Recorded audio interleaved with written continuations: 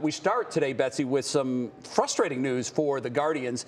Their game in Chicago against the White Sox this afternoon was postponed. You're looking at live pictures right now, by the way, of Progressive Field. They were to play a road game in Chicago, but they postponed it because of multiple positive COVID tests within the Guardians organization.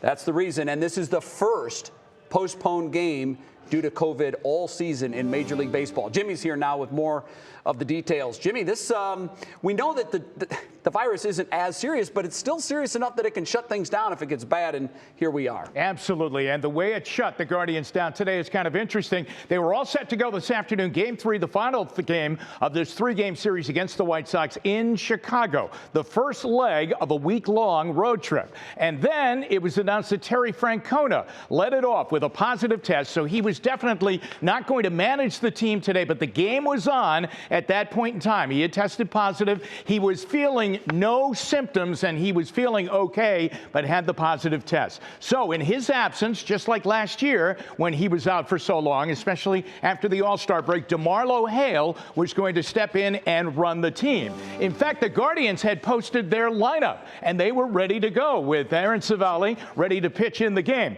But all of a sudden, it came out that DeMarlo Hale had also tested positive, and most of the coaching staff of the Guardians had also fallen into that category. So basically, at that point in time, then Major League Baseball conferred with the Guardians and the White Sox, and the game was postponed as they went to all kinds of other testing to see where actually the Guardians stand in the way of, did it go into the team roster, the players. There is also another member of the traveling party connected with the team that also has tested positive, felt the effects last night at the ball game, and immediately left the stadium.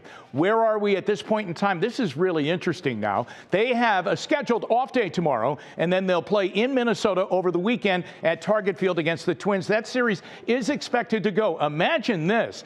It could be a situation where the Guardians call up coaches from the minor league system to come up and take over until the coaching staff tests negative a couple of times and is able to come back on their jobs with the major league team. That would be interesting because, I mean, we always hear about players coming up from the minor leagues, but coaches coming up from the minor league, that is really interesting.